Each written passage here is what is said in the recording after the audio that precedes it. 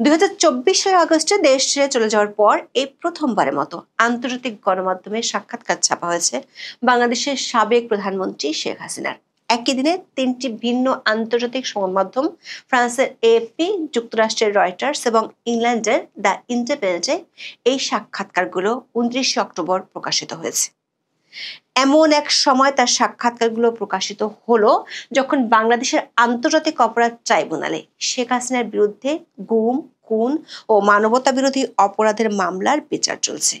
আবার একই সময় আওয়ামী লীগের নিষেধাজ্ঞা তুলে নেওয়ার জন্য আন্তর্জাতিক মানবাধিকার সংস্থাগুলো সোচ্চার হয়েছে।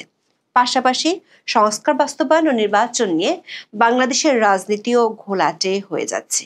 শেখ হাসিনার এই সাক্ষাৎকারগুলো বাংলাদেশ সহ বিশ্বের অনেক দেশের গণমাধ্যমে ছাপা হয়েছে।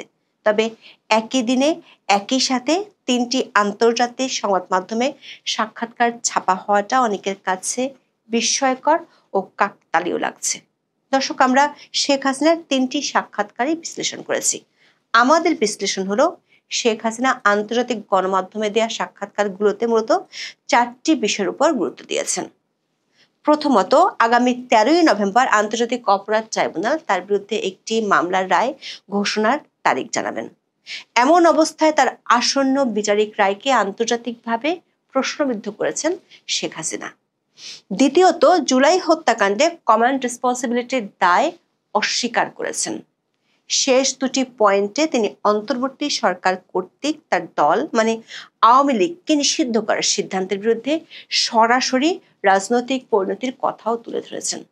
দলের ভোটারদের আগামী নির্বাচন বর্জনের হুমকিও দিয়েছেন। মোটা দাগে বলতে গেলে একযোগে প্রকাশিত এই সাক্ষাৎকারগুলো কেবল ব্যক্তিগত বক্তব্য নয়, এটি বাংলাদেশের বর্তমান অন্তর্বর্তী সরকারের প্রতি ছুড়ে দেওয়া রাজনৈতিক এবং আইনি চ্যালেঞ্জ হিসেবে বিশ্লেষকরা দেখছেন।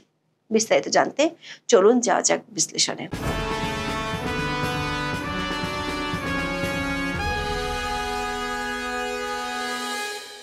বিবিসি বাংলার খবরে বলা হয়েছে, বাংলাদেশের সাবেক প্রধানমন্ত্রী শেখ হাসিনা অসুস্থ, এমনকি মারা গেছেন। এ ধরনের কিছু তথ্য সামাজিক মাধ্যমে ছড়িয়ে পড়ে মঙ্গলবার রাত থেকে। অনেককে ফটোকার্ড শেয়ার করতে দেখা যায়। তবে আওয়ামী লীগের পক্ষ থেকে এ জাতীয় তথ্য অসত্য ও পরিকল্পিত গুজব বলে বর্ণনা করা হয়েছে। বরং যখন এসব গুজব ছড়িয়েছে তখন শেখ হাসিনা দলীয় নেতাকর্মীদের উদ্দেশ্যে বক্তব্য দিয়েছেন বলে নেতারা দাবি করেছেন। তার কয়েক ঘন্টার মধ্যে তিনটি আন্তর্জাতিক সংবাদ মাধ্যমে একযোগে প্রকাশিত হলো শেখ হাসিনার সাক্ষাৎকার। ব্রিটিশ দৈনিক দ্য ইন্ডিপেন্ডেন্টে প্রকাশিত সাক্ষাৎকারটির শিরোনাম হলো defiant ousted Bangladesh leader Hasina refuses to apologise for protester deaths. সংবাদ সংস্থা রয়টার্স শিরোনাম করেছে, Bangladesh Sheikh Hasina warns of mass voter boycott as her party barred from election. আর ফ্রান্সের সংবাদ সংস্থা এএফপি শিরোনাম হলো fugitive ex PM says Bangladesh vote risk deepening divide. দর্শক, শেখ হাসিনার বিরুদ্ধে বাংলাদেশের আন্তর্জাতিক অপরাধ ট্রাইব্যুনালে মানবতা বিরোধী ও গুম খুনের মামলার বিচার চলছে। এর মধ্যে আদালত একটি মামলার রায় ঘোষণার তারিখ জানাবেন আগামী 13ই নভেম্বর। তিনটি সংবাদ মাধ্যমে আন্তর্জাতিক অপরাধ ট্রাইব্যুনালের বিচার এবং অভিযোগ অস্বীকার করেছেন শেখ হাসিনা। এই প্রসঙ্গে তিনি তিনটি ভিন্ন ভিন্ন প্ল্যাটফর্মকে মূলত একই ধরনের কথা বলেছেন। এএফপি রিপোর্টের ফোকাস ছিল আইনি প্রক্রিয়ার বৈধতা চ্যালেঞ্জ করা।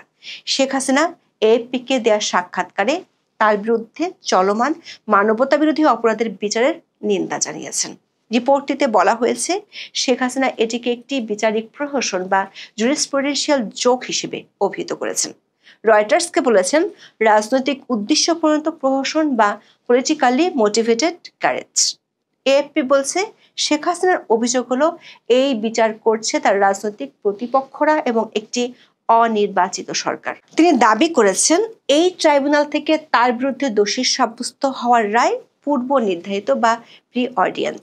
রয়টার্স যাকে বলছে ফরগন কনক্লুশন বা আগে থেকে দোষীর বিরুদ্ধে রায় নির্ধারিত। অন্যদিকে দ্য ইন্ডিপেন্ডেন্ট পত্রিকায় শেখ হাসিনার উদ্ধৃতি দিয়ে সেম ট্রায়াল শব্দটি ব্যবহার করেছে। শেখ হাসিনা দাবি করেছেন তিনি আত্মপক্ষ সমর্থনের সুযোগ পাননি। এএফপির কাছে বলেছেন তিনি কেবল একটি নিরপেক্ষ প্রক্রিয়া যেমন আন্তর্জাতিক ফৌজদারি আদালতের বা আইসিসি বিচারকে স্বীকৃতি দিবেন।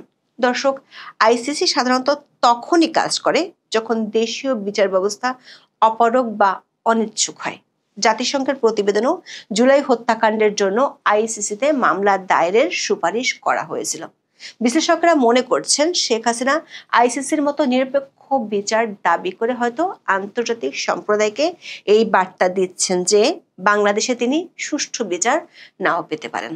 আবার তার এমন মন্তব্য প্রত্যর্পণের প্রক্রিয়াকে জটিল করে তুলতে পারে। বাংলাদেশ সরকার যদিও ভারতকে প্রত্যর্পণের আনুষ্ঠানিক অনুরোধ করেছে, কিন্তু আন্তর্জাতিকভাবে প্রশ্নবিদ্ধ রায়ের ভিত্তিতে একজন ক্ষমতাচ্যুত প্রধানমন্ত্রীকে প্রত্যর্পণ করা নয়াদিল্লির জন্য একটি জটিল কূটনৈতিক সিদ্ধান্ত হতে পারে। যদি ভারতের কাছে মনে হয় শেখ হাসিনার বিচার চলছে রাজনৈতিক প্রতিহিংসা হিসেবে, তাহলে তাকে আশ্রয় দেওয়ার সিদ্ধান্তটি বহাল থাকতে পারে। দর্শক, শেখ হাসিনার বিরুদ্ধে এই যে অভিযোগ, তার সিংহভাগ হলো গত বছর জুলাই আন্দোলনকারীদের উপর ভয়াবহ দমনপীড়ন। জাতিসংঘের প্রতিবেদনে প্রায় 1400 জনের মৃত্যুর অভিযোগে তার ব্যক্তিগত দায়বদ্ধতা নিয়ে প্রশ্ন উঠেছে। তবে তিনি সরাসরি মারাত্মক শক্তি প্রয়োগে ব্যক্তিগতভাবে জড়িত থাকার অভিযোগ অস্বীকার করেছেন। দ্য ইন্ডিপেন্ডেন্ট বলছে তিনি এসব ঘটনার জন্য ক্ষমা চাইতে অস্বীকার করেন। তবে ইন্ডিপেন্ডেন্ট ও রয়টার্সকে ভয়াবহ দিনগুলোতে হারিয়ে যাওয়ার সমস্ত জীবনের জন্য শোকাহত বলে মন্তব্য করেছেন। তিনি আন্দোলনকারীদের উপর গুলি চালানোর নির্দেশ দেওয়ার অভিযোগ প্রত্যাখ্যান করেছেন। তার দাবি, এই বিপুল সংখ্যক হতাহতের কারণ মাঠ পর্যায়ে নিরাপত্তা বাহিনীর মধ্যে শৃঙ্খলার অভাব। এএফপির কাছে তিনি স্বীকার করেছেন কমান্ড চেনের মধ্যে অবশ্যই কিছু ভুল হয়েছিল। তবে বাংলাদেশের আইসিটিতে তার যে অডিও টেপগুলো উপস্থাপন করা হয়েছে সেগুলোকে তিনি টেকেন আউট অফ কনটেক্সট বা অপ্রাসঙ্গিক বলে দাবি করেছেন। দর্শক, 3টি গণমাধ্যমের সাক্ষাৎকারে তৃতীয় যে বিষয়টি উঠে এসেছে সেটি হলো বাংলাদেশের আসন্ন জাতীয় সংসদ নির্বাচন এবং আওয়ামী লীগকে নিষিদ্ধ করার পরিণতি। অন্তর্বর্তী সরকার বলছে আগামী ফেব্রুয়ারির মধ্যভাগের মধ্যে নির্বাচন হবে। তবে গত 10ই মে থেকে দল হিসেবে আওয়ামী লীগের কার্যক্রম নিষিদ্ধ করে রেখেছে অন্তর্বর্তী সরকার। নির্বাচন কমিশন দলটির নিবন্ধন স্থগিত করে রেখেছে। রয়টার্স এবং এএফপি রিপোর্টের ফোকাস ছিল আওয়ামী লীগের নিষেধাজ্ঞা এবং আগামী নির্বাচনে দলটির অংশগ্রহণ নিয়ে। এ প্রসঙ্গে শেখ হাসিনা দ্য ইন্ডিপেন্ডেন্ট পত্রিকাকে বলেছেন, কেবল মুক্ত, সুষ্ঠু ও অন্তর্ভুক্তিমূলক নির্বাচনই দেশকে নিরাময় করতে পারে। তিনি অভিযোগ করেন তার দলকে অনির্বাচিত অন্তর্বর্তী সরকার অন্যায়ভাবে নির্বাচন থেকে বঞ্চিত করছে। এএফপিকে দেওয়া সাক্ষাৎকারে তিনি সতর্ক করে বলেছেন, আওয়ামী লীগ ছাড়া নির্বাচন হলে তা দেশে বিভাজনের বীজ বপন করবে। তিনি বলেন, আওয়ামী লীগ সহ সকল প্রধান দলের সরাসরি অংশগ্রহণ ছাড়া নির্বাচন বিশ্বাসযোগ্য হতে পারে না।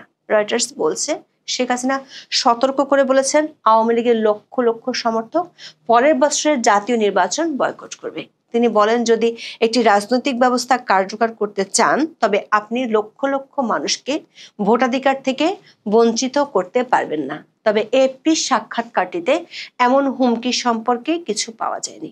রয়টার্স ও এএফপিতে আওয়ামী লীগের ফিরে আসার কথাও বলেছেন। এএফপির কাছে তিনি দাবি করেছেন অধ্যাপক ইউনূসকে অবশ্যই আওয়ামী লীগকে পুনর্বহাল করতে হবে যাতে বাংলাদেশিরা তাদের পছন্দসই নেতৃত্ব বেছে নিতে পারে। দর্শক, রয়টার্সকে দেওয়া সাক্ষাৎকারে ব্যাপক ভোটার বয়কটের হুমকি এবং এএফপিতে দেওয়া সাক্ষাৎকারে বিভাজনের বীজ বপনের সতর্কতা, এই মন্তব্যগুলো অন্তর্বর্তী সরকারের জন্য একটি বড় চ্যালেঞ্জ তৈরি করতে পারে সামনের দিনগুলোতে। যদি আওয়ামী লীগ সমর্থকরা সত্যি সত্যি ভোটদান থেকে বিরত থাকে তবে ফেব্রুয়ারি 2026-এর নির্বাচনে ভোটার উপস্থিতি অত্যন্ত কম হতে পারে, যা নির্বাচিত সরকারের বৈধতাকে মারাত্মকভাবে দুর্বল করতে পারে। 3টি সাক্ষাৎকারের সবশেষ পয়েন্টটি হলো ভবিষ্যৎ পরিকল্পনা, উত্তরাধিকার এবং দেশে প্রত্যাবর্তন প্রসঙ্গে। দলের ভবিষ্যৎ নেতৃত্ব সম্পর্কে তিনি 3টি সংবাদ মাধ্যমকে সরাসরি কিছুই বলেনি। রয়টার্স লিখেছে, শেখ হাসিনা বলেছেন আওয়ামী লীগ ভবিষ্যতে সরকারে বা বিরোধী দলে ভূমিকা রাখবে, তবে তিনি বা তার পরিবারকে নেতৃত্ব দিতে হবে এমন কোনো কথা নেই। দলের ভবিষ্যৎ নেতৃত্ব সম্পর্কে তিনি কিছুটা কৌশলী উত্তর দেন। বলেন, একক ব্যক্তি বা পরিবার আমাদের দেশের ভবিষ্যৎ নির্ধারণ করে না। তিনি কবে নাগাদ বাংলাদেশে ফিরতে পারেন এমন তথ্য দ্য ইন্ডিপেন্ডেন্ট ও এএফপিতে পাওয়া যায়নি। তবে রয়টার্সের কাছে বলেছেন, যদি তার দল নির্বাচনে অংশ নিতে না পারে তবে সেই সরকারের অধীনে তিনি দেশে ফিরবেন না। তিনি কেবল তখনই ফিরবেন যখন সেখানকার সরকার বৈধ হবে, সংবিধান বহাল থাকবে এবং আইন শৃঙ্খলা সত্যি বিরাজ করবে। দর্শক, গত বছরের 5ই আগস্ট শেখ হাসিনা দেশ ছেড়ে ভারতে চলে যান। তারপর থেকে তার কোনো সাক্ষাৎকার কোনো গণমাধ্যমে প্রকাশিত হয়নি, যদিও তার অডিও ভাষণ অনলাইনে দলীয় নেতাকর্মীর উদ্দেশ্যে দিয়ে থাকেন। দর্শক, সম্প্রতি 6টি মানবাধিকার সংগঠন একযোগে আওয়ামী লীগের নিষেধাজ্ঞা তুলে নেওয়ার ব্যাপারে খোলা চিঠি দিয়েছে। আওয়ামী লীগের হয়ে আইনি সংগঠন ডার্টি স্ট্রিট আইসিসিতে অধ্যাপক ইউনূসের সরকারের বিরুদ্ধে অভিযোগ দিয়েছে। আবার সরকারের ঘোষণা অনুযায়ী নির্বাচন আশি করছে। সরকার চাইছে একটি উৎসবমুখ নির্বাচন, কিন্তু তার আগে জুলাই সনদ বাস্তবায়ন পদ্ধতি নিয়ে এক পক্ষ আর এক পক্ষের বিরুদ্ধে প্রতারণার অভিযোগ তুলেছে। দেশের আইন শৃঙ্খলা পরিস্থিতি লক্কর ঝক্কর গাড়ির মতো। এমন পরিস্থিতিতে বিশ্লেষকরা মনে করেন শেখ হাসিনার এই সাক্ষাৎকার কতটা কি বার্তা দেয় সেটি সামনের দিনগুলোতে পরিষ্কার হয়ে যাবে। এখন এ পর্যন্ত। সবাই ভালো থাকুন, সুস্থ থাকুন, নিরাপদে থাকুন। দেখা হবে আগামী পর্বে।